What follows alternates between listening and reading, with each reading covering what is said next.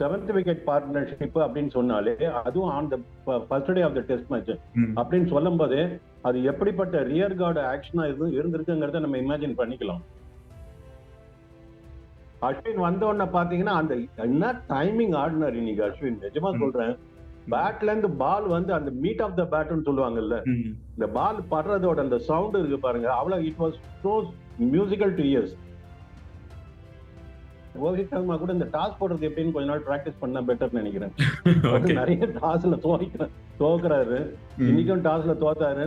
அதனால வந்து India was asked to bat. First day of test match, first day of series, இவ்வளவு பெரிய கேப்புக்கு அப்புறம் ஆடுறோம். அந்த துடிப்பு இருக்கணும்ல, அது கம்ப்ளீட்லி மிஸ்ஸிங் இன்னைக்கு. விராட் கோலி என்ன சொல்றதுன்னு தெரியல.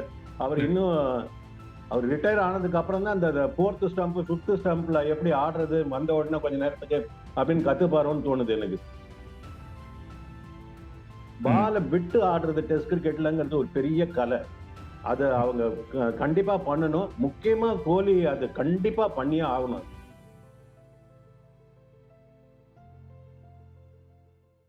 ஒன் இண்டியா ஹவுஸ் ஆர்ட் நேர்களுக்கு வணக்கம். இந்தியா வர்சஸ் பங்களாதேஷோட முதல் டெஸ்ட் முதல் நாள் நடந்து முடிஞ்சிருக்கு. இந்தியாவில் வின்னரா பங்களாதேஷ் வின்னரா அப்படின்றது ஒரு மிகப்பெரிய ஒரு டிபேட்டாகவே இருக்குது. இதில் நிறைய பேர் நிறைய விக்கெட்ஸ் லூஸ் பண்ணியிருக்காங்க. இந்தியாவுமே என்னன்னா மோர் தென் 300 ரன்ஸ் கிராஸ் பண்ணியிருக்காங்க. ஸோ இதை பற்றி நிறைய விஷயங்கள் பேச வேண்டியிருக்கு. கிரிக்கெட் அனலிஸ்ட் ரமேஷ் அவர்களோட கேட்டு தெரிஞ்சுக்கலாம். வணக்கம் சார். வணக்கம் லியோ. ஃபர்ஸ்ட் டே ஓவராலா யார் சார் இந்த டேயோட வின்னர் அப்படின்னு பாக்குறீங்க? இந்தியாவா பங்களாதேஷா?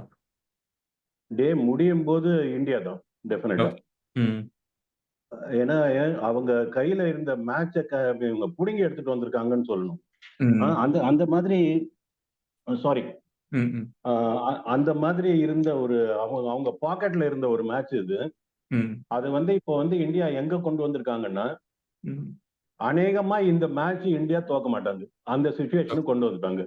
ஃபர்ஸ்ட் டே எண்ட்லயே லூஸ் பண்ணக்கூடிய பாசிபிலிட்டி இல்லாத ஒரு சிச்சுவேஷனுக்கு இந்தியா கொண்டு வந்துட்டாங்கன்னு தான் நான் நினைக்கிறேன். ஓகே, they can't lose அப்படின்ற மாதிரி இப்போ நம்ம எடுத்துக்கலாம். அண்ட் இதுல ஃபர்ஸ்ட் ரொம்ப ஒரு மிக முக்கியமான இந்தியாவை பொறுத்தளவுல பெரிய பாசிட்டிவ் அப்படின்னு பார்த்தோம் அப்படின்னா அந்த 7th விக்கெட் பார்ட்னர்ஷிப் தான். ஜடேஜா அண்ட் அஸ்வின் கிட்டத்தட்ட 200 ரன்ஸ் பார்ட்னர்ஷிப் அப்படின்ற மாதிரி எடுத்துக்கலாமே. ஸோ இந்த 200 பார்ட்னர்ஷிப் எப்படி நம்ம எந்த மாதிரி எடுத்துக்கிறது சார்? இது 6 விக்கெட் 200 ரன் பார்ட்னர்ஷிப் அப்படின்றது இட்ஸ் a huge thing இல்ல? கண்டிப்பா டெஃபினட்டா 195 ரன்ஸ் பார்ட்னர்ஷிப் ரெண்டு பேருக்கும். 195 ரன்ஸ் பார்ட்னர்ஷிப் அந்த ஃபர்ஸ்ட் டே விக்கெட்ல வந்து, அதுவும் 7th wicket partnership. I can understand first week opening and 3rd wicket 4th விக்கெட்னு இருந்தா கூட பரவாயில்ல. 7th விக்கெட் பார்ட்னர்ஷிப் அப்படின்னு சொன்னாலே அதுவும் on the first day of the test match அப்படின்னு சொல்லும் போது அது எப்படிப்பட்ட ரியர் கார்டு ஆக்ஷனா இருந்திருக்குங்கிறத நம்ம இமேஜின் பண்ணிக்கலாம். ஸோ இது வந்து such a valuable fantastic partnership தான் சொல்லணும். இது ஆரம்பத்துல நீங்க பாத்தீங்கன்னா இன்னைக்கு வந்து வருண பகவான் நம்மளுக்கு இந்தியன் டீமுக்கு வந்து உதவியா இல்ல. நேத்து வரைக்கும் அந்த அடி அடிச்சுட்டு இருந்த வெயில் நேத்து நைட் வந்து மழை பெஞ்சிருக்கு. இன்னைக்கு காலையில பாத்தீங்கன்னா ஓவர் காஸ்ட் கண்டிஷனாவே இருந்தது. அண்ட் அன்பார்ச்சுனேட்லி ரோஹித் சர்மா கூட இந்த டாஸ் போடுறது எப்படின்னு கொஞ்ச நாள் பிராக்டிஸ் பண்ணா பெட்டர்னு நினைக்கிறேன். நிறைய டாஸ்ல தோக்குறாரு, இன்னைக்கும் டாஸ்ல தோத்தாரு.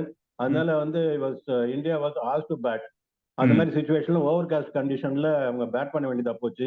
பங்களாதேஷோட ஃபாஸ்ட் பவுலர்ஸ் வந்து நல்லா they are actually raring to go அந்த மாதிரி இருக்காங்க. இப்போ அதுவும் பாகிஸ்தான் டூருக்கு அப்புறம் வந்து ரொம்ப செம்ம கான்பிடன்ஸ்ல இருக்காங்க. என்ன மாதிரி போட்டாங்க ஓபனர்ஸ், ரெண்டு ஓப்பனிங் பவுலர்ஸ் ரெண்டு பேரும் பிரமாதமா போட்டாங்க. ஹசன் வந்து ஆஹா என்ன, நான் வந்து கிட்டத்தட்ட அவரோட ஒரு ஃபர்ஸ்ட் ஒரு 4-5 ஓவர்ஸ் நீங்க பாத்தீங்கன்னா அவர் மெயின்டைன் பண்ண அந்த லைன் அண்ட் லெங்த் பாத்தீங்கன்னா ஒரு ஷார்ட் ஆஃப் ஒரு மினியேச்சர் மெக்ராத் மாதிரி இருந்தது எனக்கு. அந்த மாதிரி இருந்தது. இந்த சேனல் அவர் மெயின்டைன் பண்ணதாகட்டும், அந்த லைன் அண்ட் லெங்த் மெயின்டைன் பண்ணதாகட்டும், அது எந்த விதமான எக்ஸ்ட்ரா எதையுமே அவர் ட்ரை பண்ணல. அவரோட ஸ்ட்ரென்த் என்னவோ அதுக்கு அழகா போட்டாரு. அவரு பியூட்டிஃபுல்லா போட்டிருந்தாரு. இந்த ஃபர்ஸ்ட் ஒரு ரெண்டு பேருமே சேர்ந்து ஒரு 10-12 ஓவர்ஸ் வந்து பிரமாதமா போட்டாங்க. அதுக்குள்ள 36 for 3 வந்து இந்தியா வந்து பேக் ஃபுட்டுக்கு தள்ளிடுச்சு. ஹேவிங் செட் தட், ஒரு விஷயம் நான் சொல்லணும். அதுக்கு என்னவோ தெரியல, இந்த டாஸ் தோத்ததுனாலயோ என்னவோ தெரியல, இந்தியன் பேட்ஸ்மேன் வந்து ஆரம்பத்துல இருந்து ஒரு ஒரு ஒரு அந்த வார்த்தை சொல்லலாமான்னு தெரியல. அவங்க கிட்ட ஒரு சவக்களம் இருந்தது இன்னைக்கு. ஏன்னா ஒரு பாசிட்டிவிட்டிங்கிறதே இல்ல அவங்க கிட்ட. ஈவன் ரோஹித் சர்மா வரும்போது தலையை தொங்க போட்டு தான் வந்தாரு. அந்த சியர்ஃபுல்லா first day of test match, first day of series, இவ்வளவு பெரிய கேப்புக்கு அப்புறம் ஆடுறோம். அந்த அந்த துடிப்பு இருக்கணும்ல, அது கம்ப்ளீட்லி மிஸ்ஸிங் இன்னைக்கு. அவரும் தலையை தொங்க போட்டு தான் ஆடினாரு. ஜெய்ஸ்வால் வந்து யூஸ்வலா பெலிஜரண்டா ஓபன் பண்ற ஆளு, அவரும் சரியா பண்ண முடியல. அந்த அளவுக்கு டைட்டா போலிங் இருந்ததாங்கிறது நம்மளுக்கு சொல்ல முடியாது. பட் ஸ்டில், ஏன்னா they know it better than what we talk about. So நீங்க என்னதான் நம்ம சொன்னாலும் சரி, அந்த ஒன் டவுன் கில்லு வரும்போது பாத்தீங்கன்னா, ஐயோ இந்த ஆடணுமாப்பா அப்படிங்கிற மாதிரி ஒரு ப்ரெஷர் அவங்க மேல இருக்க மாதிரியே ஆரம்பத்துல இருந்து அவங்க இருந்தாங்க. கொஞ்சம் இந்த ரிஷப் பந்த் கூட நான் சொல்லணும், கொஞ்சம் அந்த மாதிரி தான் இருந்தாரு நெகட்டிவா. ஆனா பட் அவர் ஓரளவுக்கு பரவாயில்ல. அந்த அளவுக்கு அவர் வந்ததுக்கு அப்புறம் தான் கொஞ்சம் அந்த பாசிட்டிவிட்டிங்கிறது இந்தியன் பேட்டிங்லயே தெரிஞ்சது. அது வரைக்கும் அது என்னமோ தெரியல, ஒரு நெகட்டிவாவே இருந்து ஆரம்பிச்சிருக்காங்க, நெகட்டிவாவே போச்சு எல்லாமே. இந்த கெட்ட இதுவா எண்ணத்தோட ஆரம்பிக்கிறது கெட்ட விதமா போகுங்கிற மாதிரி அப்படிதான் இருந்தது இன்னைக்கு. பட் நல்ல வேளை இந்த ரியர் கார்டு ஆக்ஷன் நான் சொன்ன மாதிரி அஸ்வின் அண்ட் ஜடேஜாவோட பார்ட்னர்ஷிப் வந்து mind boggling, super. Okay sir. Okay, cool. And maybe like நம்ம இதை இப்படி எடுத்துக்கலாமா சார்? ஒரு பெரிய கேப்புக்கு அப்புறம் டெஸ்ட் ஆடுறதுனால கொஞ்சம் ரஸ்டியா இருக்காங்க அப்படின்ற மாதிரி நம்ம எடுத்துக்கலாமா? மேபி லைக் அவங்க இன்னுமே அந்த ஒரு இடத்துக்கு ரெடி ஆகல, இப்போ லைட்டா கொஞ்சம் ரஸ்டியா இருக்காங்க, பட் நெக்ஸ்ட் இன்னிங்ஸ்ல இருந்து இன்னும் கொஞ்சம் பெட்டர் ஆகும் அப்படின்ற மாதிரி நம்ம எடுத்துக்கலாமா? ஹோப்ஃபுல்லி எஸ், அப்படிதான் எடுத்துக்கணும். இவங்களுக்கு ஆட தெரியாது, அவங்க நான் எடுத்துக்க முடியும். நம்ம ரஷ்யா இருக்காங்க, பெரிய கேப், அந்த 5-6 மாசம் கேப் வந்து அவங்கள அந்த மாதிரி பண்ணிருக்குன்னு தான் தோணுது. அதோட இல்லாம என்னமோன்னு அவங்க மைண்டுக்குள்ள போயிருக்கு, இறங்கி இருக்கு.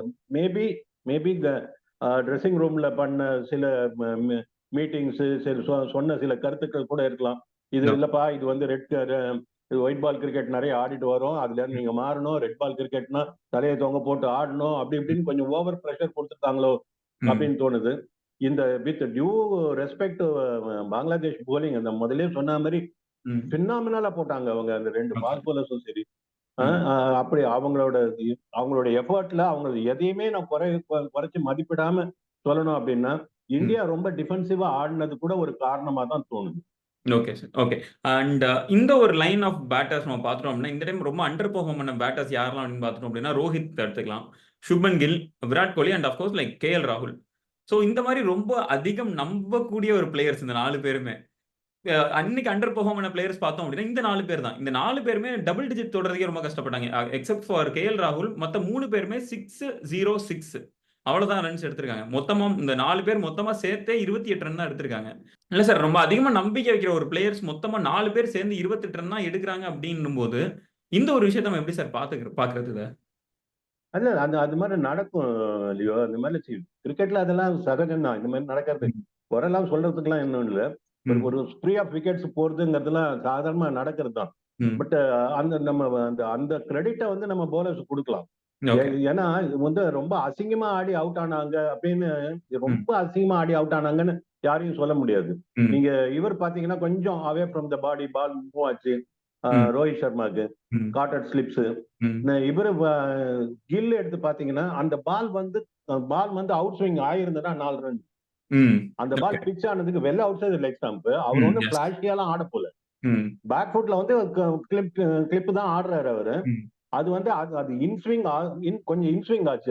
அது இன்ஸ்விங் ஆகாம அவுட் ஸ்விங் ஆயிருந்ததுன்னா பேட்ல பட்டிருக்கும், அது பேட்ல நல்லா பட்டிருக்கும், ஃபுல் பிளேட்ல பட்டிருக்கும், 4 போயிருக்கும், 4 கிடைச்சிருக்கும்.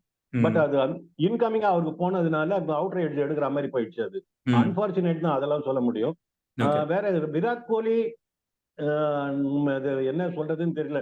அவர் ரிட்டையர் ஆனதுக்கு அப்புறம் தான் அந்த 4th ஸ்டம்ப் 5th ஸ்டம்ப்ல எப்படி ஆடுறது வந்த உடனே கொஞ்ச நேரத்துக்கு அப்படின்னு கத்துப்பாருன்னு தோணுது எனக்கு. ஏன்னா அந்த ஷாட்ல அவர் ரிப்பீட்டடா அவுட் ஆகிறாரு. ரிப்பீட்டடா அந்த மாதிரி அவர் அவுட் ஆனது மட்டும் நீங்க இப்ப கடந்த ஒரு 4-5 வருஷம் எடுத்து பாத்தீங்கன்னா, அந்த 4th stump line, 5th stump line இருக்கு பாருங்க, அவுட் சைட் ஆஃப் ஸ்டம்ப், அதுல போயிட்டு அந்த ஓபன் பேட், அந்த பிளேட ஓபன் பண்றாருல, அந்த ஷாட்ல அவர் எத்தனை தடவை தான் அவுட் ஆவாருன்னு தெரியல. இதே என்ன சொல்றது, அந்த மாதிரி ஒரு பிளேயருக்கு நம்ம வந்து இப்படி அவர் ஆடி இருக்கணும்னு சொல்லலாமா? நம்மளாம் சொல்லக்கூடிய தகுதி இருக்கா? அதெல்லாம் இல்ல. பட் பார்க்கும்போது தெரியுது ஏன்னா அதே பால் அதே மாதிரி ரிப்பீட்டடா ஆயிட்டு இருக்காரு.